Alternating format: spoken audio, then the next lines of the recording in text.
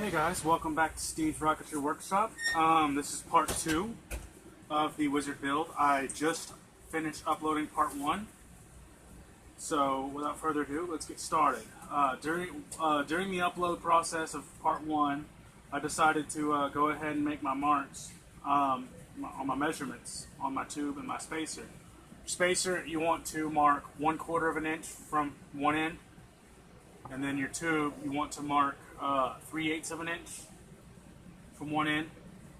I also took the liberty of cutting a shot cord the shot cord mount and the tube marking guide out of the German instructions.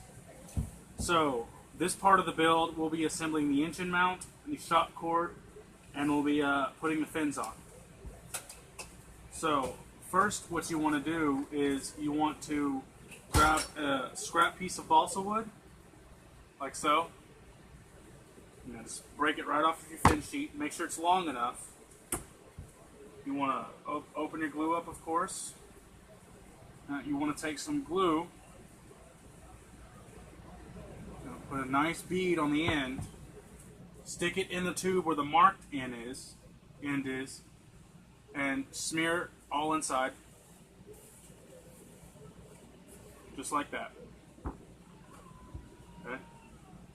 Now you want to take your thrust ring, engine block, whatever you want to call it. The blank end goes into the tube. Push it, your engine block or thrust ring, whatever you want to call it, all the way in to that 1/4 inch mark. Pull the spacer straight out. Don't leave it in, because this is a minimum diameter rocket. Minimum diameter means the body tube will double as the engine tube. This is just a spacer to get your engine block up in there. So now that the engine block is in there, we're gonna let that dry for a little bit. We're gonna assemble the shot cord mount. All right, lay your shot cord mount out like this. What you want to do, you can see that. You want to put some glue into section 2 here, just a small dab. I mean, you don't want a big heaping glob. About that much glue into section 2. Take your shot cord, long end going towards section 3. Place your shot cord in the middle of section 2, right smack dab in the middle of that glue. I should have folded the shot cord mount first to make it easier. But anyways, you want to fold section 1 over section 2, just like that.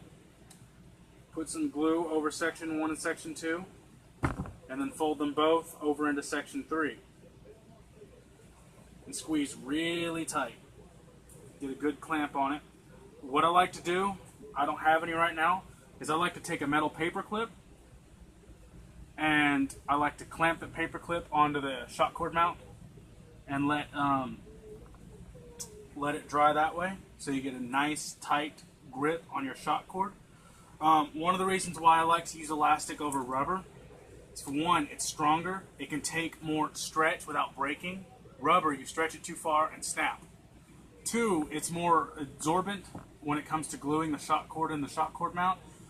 It's woven, so the wood glue will seep in between the fibers, and you get a nice strong hold compared to rubber. I've had many instances where the motor ejected and the shot cord slipped out of the shot cord mount because the glue doesn't really bond to rubber that well, and rocket tumbles, and nose cone has the parachute on it, and it drifts, and it's gone forever. So with that done, that drying, we get on to gluing our fins. First off, you want to mark your tube. Take your tube marking guide. You'll see the striped line here. Overlap this end over that striped line. Make sure you get it tight against the tube and even. Lining everything up matters greatly in this, because you want to make sure your fin lines are straight so that your fins are glued on straight. And this is a new roll of tape, so I gotta pull the thing up. Now you want to take your Scotch tape, just a small piece, just a little square, about that big,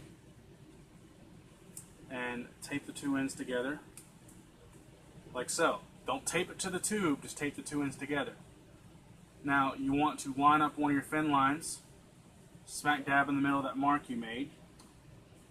And I'm going to cut while I do this, but you want to basically make one mark here and here. And when you do the next one, do the horizontal mark so you know where to put your fin. How far to put your next fin from the other tube. So I'm going to pause this, do the rest, and I'll see y'all back in just a second.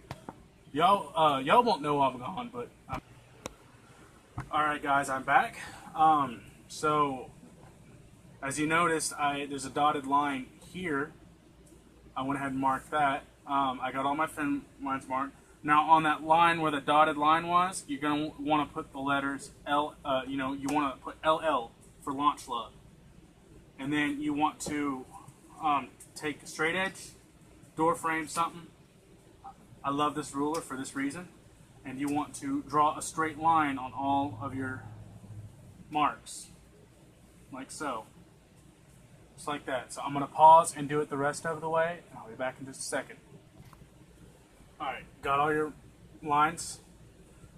Now, what we're going to do next is I'm gonna do one fin to show you how it's done. I'm gonna cut the video, do the rest, and upload part 2. And when part 3 comes, all these fins will be on.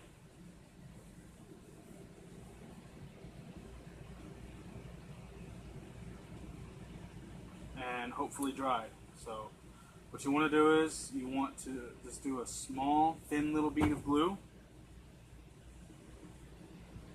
You want to let it set for a minute, and I'm going to pause so I don't waste space. You just want a thin film of glue on the fin edge. You want to do the same on your tube, just a small, thin film on your fin line. Very thin film. Sorry, got these little black ants bugging me. So you want, very thin film. Try to wipe off any excess and overspill. And let that dry for 1 minute, and I'll be back. Alright, now that the glue is let dry for 1 minute, you don't want it to dry completely. You want it to get tacky. What you want to do is, you want to apply a second thin film of glue, only to your fin. Only to your fin.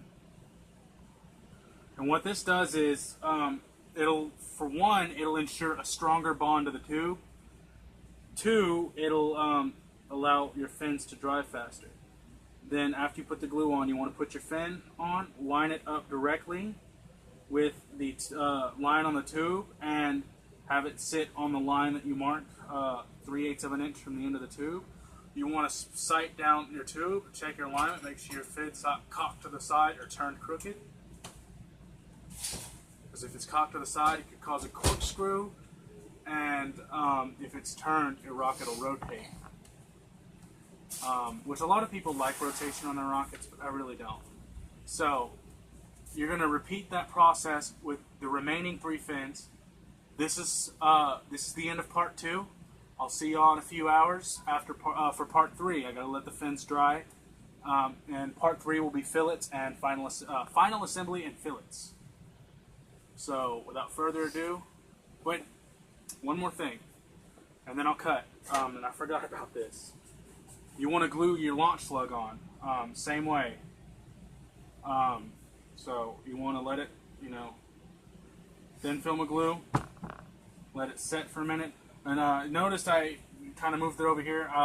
It's a good idea to scrape that glassine surface off of your launch slug for a better bond. Wood glue will bond anyway, but it'll bond a lot better to the tube if that glassine surface was scraped off, sanded off. You want to put some glue about 1.5 inches up where your launch slug's going to be. Let it set, and then do the same thing. Put another bead of glue only on the launch slug and glue it on. I'm going to cut here. When I come back for part 3, 3 fins will be glued on and the launch slug will be glued on. See y'all next time.